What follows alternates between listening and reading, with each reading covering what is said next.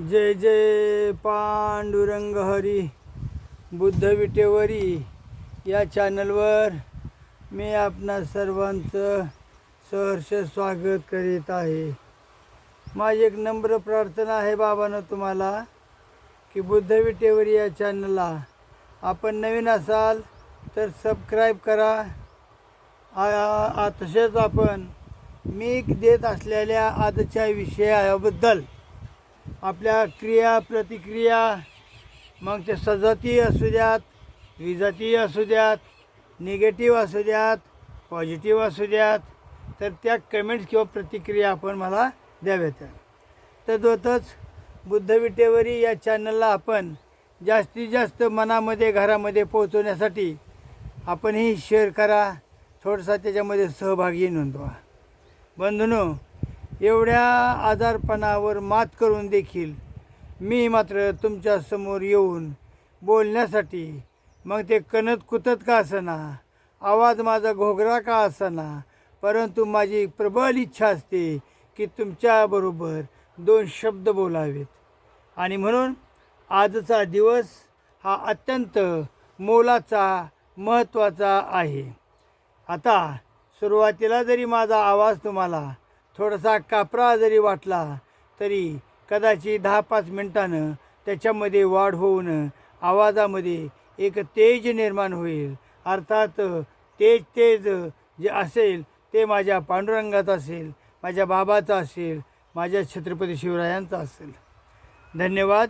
तर अशा पद्धतीनं आपण बुद्ध विटेवरी या चॅनलला भेट दिल्याबद्दल आभारी आहे। तसेच बुद्ध विटेवरी या चॅनलला आपण आर्थिक सहकार्य देखील करावं अशीही मी तुम्हाला नम्र विनंती करीत आहे। एक आजारी व्यक्ती आहे आणि ती व्यक्ती आपणासाठी जे कार्य करते त्याचं मोल म्हणून आपल्याकडून काही मला आर्थिक मदतीची अपेक्षा देखील आहे, हे विसरून चालणार नाही। आज छत्रपती शिवरायांची जयंती आणि या जयंतीच्या माध्यमातून बोलत असताना मी तुम्हाला विविध अंगी छत्रपती सांगणार आहे। कदाचित आपला जो व्हिडिओ आहे हा आजचा तो पूर्ण पाहिल्याशिवाय तुम्हाला या व्हिडिओचा मतितार्थ कळणार नाही। जो प्रमुख वाद आहे तो वाद असा आहे की छत्रपती शिवरायांचे गुरु कोण।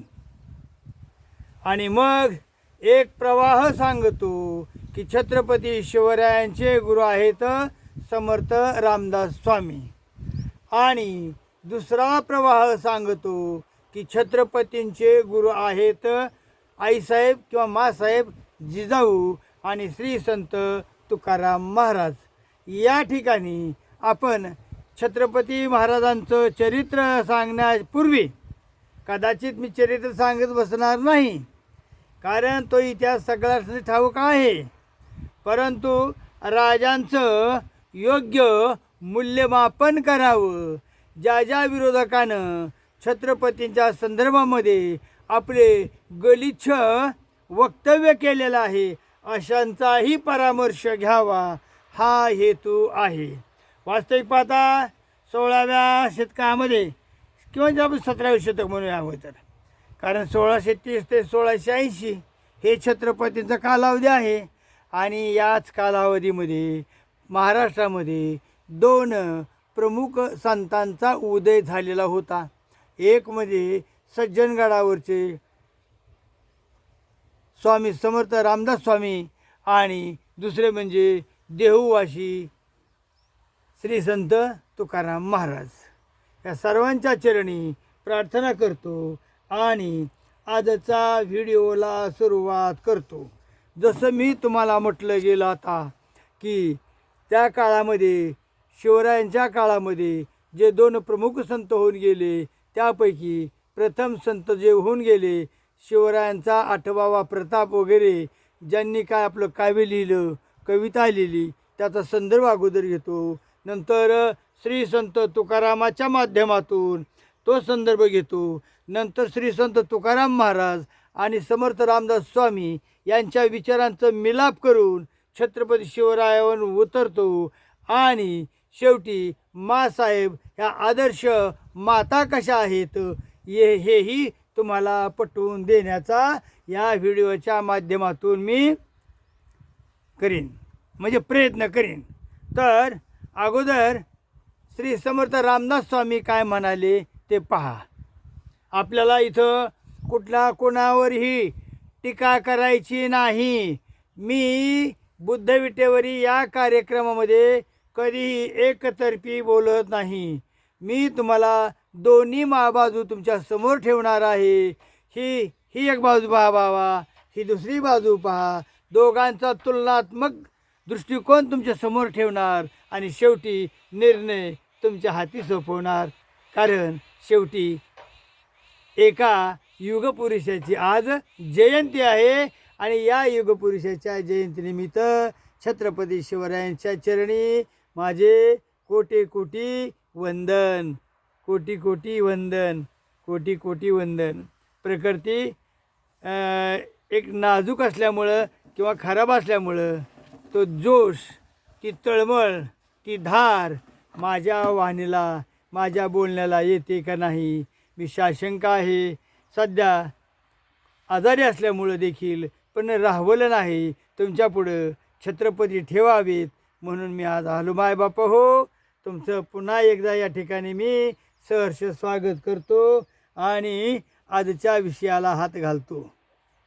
कारण विषय जरी मोठा घेतला मी, माझ्या आवाजाची धार मी हीच ठेवणार आहे. कारण तरच मला चांगलं 15-20 मिनटं 40 मिनटं तासभर बोलता येईल. विषय मोठा आहे आणि जर शरीराने माझ्या प्रकृतीने मला साथ नाहीच दिली तर शेवटी नाईलाज असतं. तुम्हाला पुन्हा हात जोडून मी माझा हा व्हिडिओ थांबवू शकतो. लक्षात आलं का?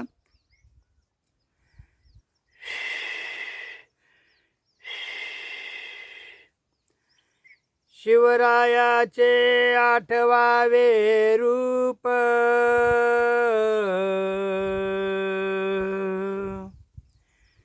शिवरायाचा 8वावा प्रताप, शिवरायाचा 8वावा साक्षेप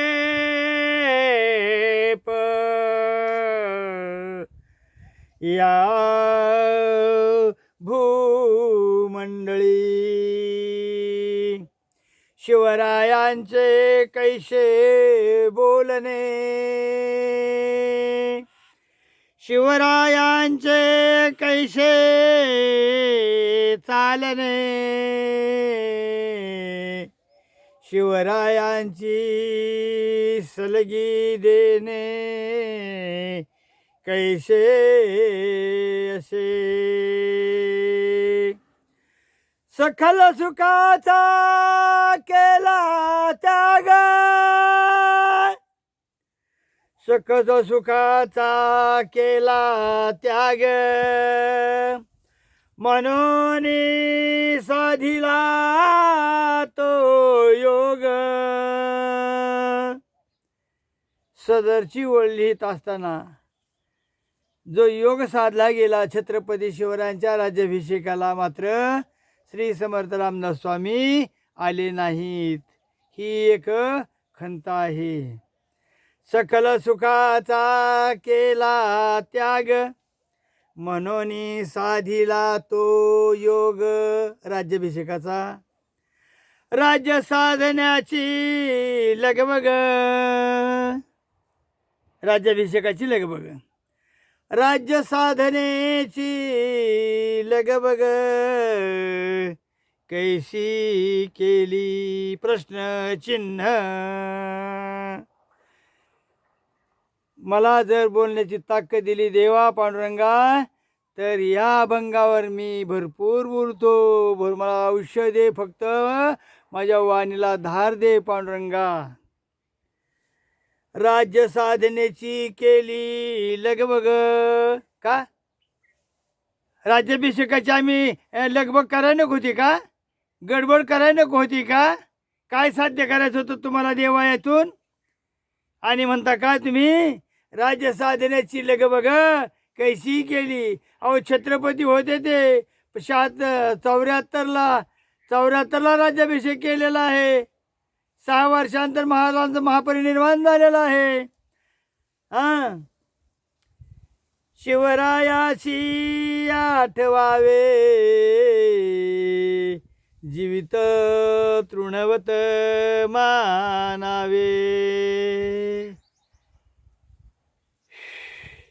इहलोकी परलोकी कीर्ती रूपे निश्चयाचा महामेरू, निश्चयाचा महामेरू, बहुत जनासु आधारू, बहुजनांचा आधार, अखंड स्थितींचा निर्धारू, श्रीमंत योगी, श्रीमंत योगी. श्रीमंत आहे परंतु योग्यासारखं राहा बाबा, राजासारखे का नको. थांबवतो म्हणजे व्हिडिओ थांबवत नाही मी, चालवितो. हां, तर अशा या पद्धतीचं श्री समर्थ रामदासानं आपल्या अभंगाद्वारे किंवा आपल्या वाणीद्वारे शिवरायांचा जी महिमा गायलेली आहे त्याच्यामध्ये कुठंतरी मला एक वेगळी किनारही दिसते आहे. ती वेगळी किनार काय आहे हे आता ओघाने येईलच.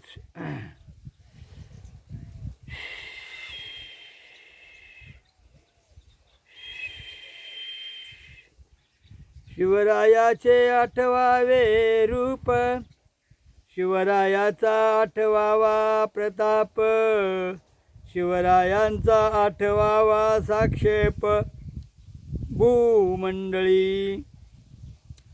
आता प्रथम मी पॉझिटिव्ह बाजू सांगतो. वेळ मिळाला तर निगेटिव्ह बाजू येईल ह्या अभंगाची. तरी मी 2 शब्द बोललो आता त्या राज्याभिषेकाच्या संदर्भामध्ये. तर शिवरायांचे 8वावे रूप, शिवरायांचे 8वावे रूप या ओळीतून प्रत्येकानं आपल्याला शिवभक्त म्हणून घ्यावेत अशी आमची अपेक्षा आहे. कारण जोपर्यंत शोभा तुमच्या अंगात येत नाही तोपर्यंत तुम्ही खरे शिवसैनिक नाहीत. म्हणून शिवरायांचे 8वावे रूप, शिवरायांचा 8वावा प्रताप, शिवरायांचा 8वावा साक्षेप भूमंडळी. चल चुपीच आहे, आता जास्त बोलत नाही मी. आता शिवरायांचे कैसे बोलणे, शिवरायांचे कैसे चालणे, शिवरायांची सलगी देणे कैसे असे, सकल सुखांचा केला त्याग म्हणून साधिले तो योग, राज्य साधनेची लगबग कैशी केली. शिवरायाशी आठवावे जीवित तृणवत मानावे, इहलोकी परलोकी कीर्तिरूपे. शिवराय निश्चयांचा महामेरू, बहुत जनांचा आधारू, अखंड स्थितीचा निर्धारू, श्रीमंत योगी. अशा पद्धतीचं वर्णन रामदास स्वामींनी केलेलं आहे. आणि त्या रामदास स्वामीच्या समकक्ष जे आमचे दुसरे महान संत होते त्यांचं नाव आहे श्री संत तुकाराम महाराज. त्यावेळी शिवरायांच्या दरबारामध्ये, शिवरायांच्या राज्य कालावधीमध्ये हे 2 प्रमुख संत जरी होते तरी यापैकी एक वर्ग सांगतो की रामदास स्वामी हे शिवबांचे गुरु आहेत. एक वर्ग सांगतो जिजाऊ माँसाहेब आणि तुकाराम महाराजांचे जडणघडण ही शिवबांच्या गुरुला कारणीभूत आहेत. तद्वतच काही मंडळीचा आणखी एक कला आहे, ते म्हणजे शिवबांचा जो राज्याभिषेक नाकारला गेला तो नाकारला गेल्यामुळं, का नाकारला गेला तर ते शिवबा महाराज, छत्रपती शिवाजी महाराज कदाचित शिवबा वगैरे उल्लेख आल्यानंतर लगेच इकरी बोलू नको, इकरी बोलू नको, छत्रपती शिवाजी महाराज म्हण, अशा पद्धतीच्या कमेंट्स येऊ देऊ नका.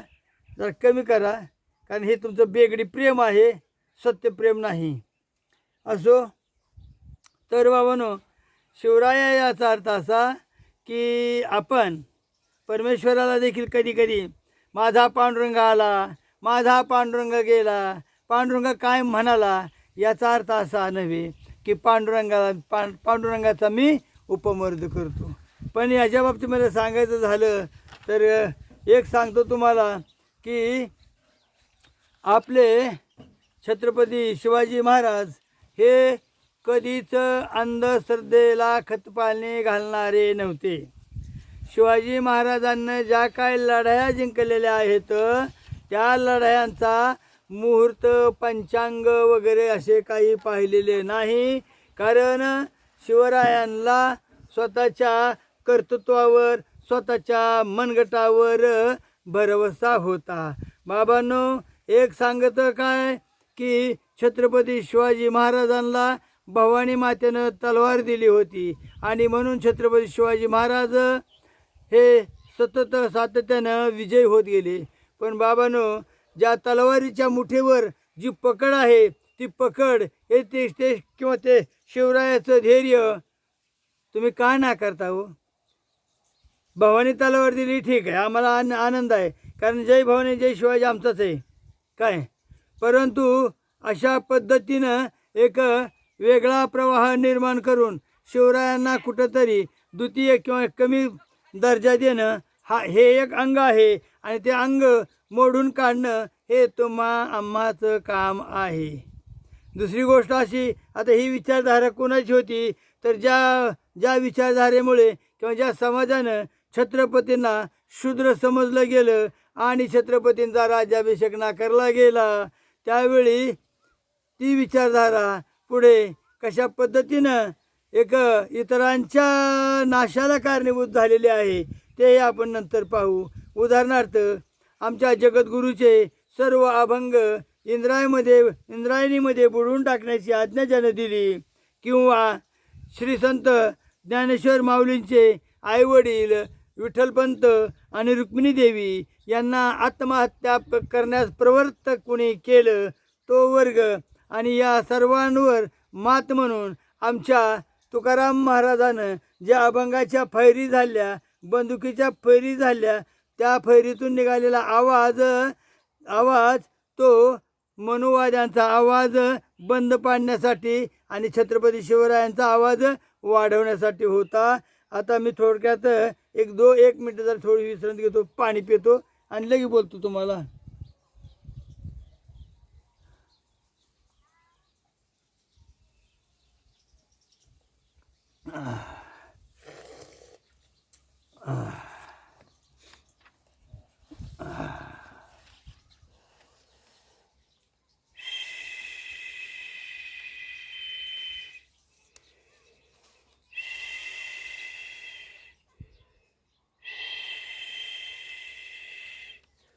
याच्यावर मी आता सविस्तर बोलतो. हे तुम्हाला फक्त आतापर्यंत फक्त हिंट दिलेले आहे. 18 मिनिट झाले, होईल काय होईल ते होईल.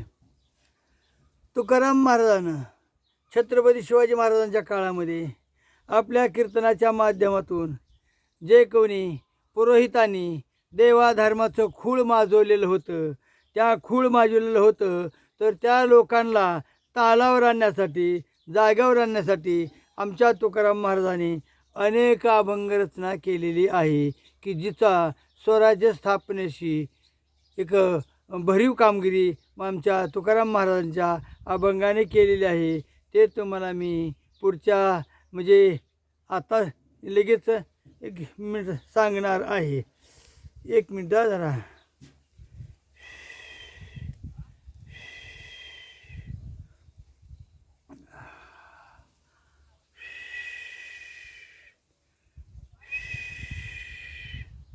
एवढे मोठे आमचे पट्टीचे श्री संत तुकाराम महाराज, परंतु या तुकाराम महाराजांची देखील बदनामी करणे एवढेच काम मनुवाद्याने ठेवलेले आहे.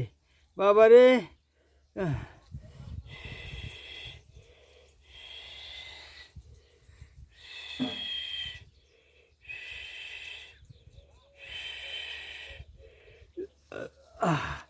आजचा व्हिडिओ थोडासा दमादार धीरांजर झाला तरी एवढ्या व्हिडिओचं एकच मर्म आहे आणि ते म्हणजे छत्रपती शिवरायांना करावयाची वंदना आहे. या ठिकाणी खरोखरच मी थांबतो. जर वाटल्यास उद्या जरी फरक पडला तर मग उद्या बी बोलन आणखी, कारण 2-3 दिवस झालं माझ्या गोळ्याही संपलेल्या आहेत. त्या काय करणार आहे. असो, ज्यावेळी आता सोलापूरला जावं लागेल त्यावेळी गोळ्या मिळणार आहेत त्या. धन्यवाद बाबांनो. डेकनाशी बाजगड उचड उतर केवडी आहे तैसा कळो भाव आला वाव अंतरीचा बोरातील आळी आटोळीच भोवती बेडकाने चिखल खावा काय ठाव सांगा सागरा सागरा. जय जय पांडुरंग हरी. पांडुरंग हरी. माफ करा, पहा वाटला पहा व्हिडिओ, नाही तर द्यावावरून ढकलून. कारण मला ज्या पद्धतीची माझी मतं मांडायची होती ती माझ्या आजारपणामुळं आणि माझ्या ह्या हृदयविकारामुळं शक्य झालं नाही आज. वाटल्यास मी ह्याच्यावर उद्या आणखी भरपूर बोलेन. जय जय रामकृष्ण हरी. जय जय रामकृष्ण हरी. जय जय रामकृष्ण हरी.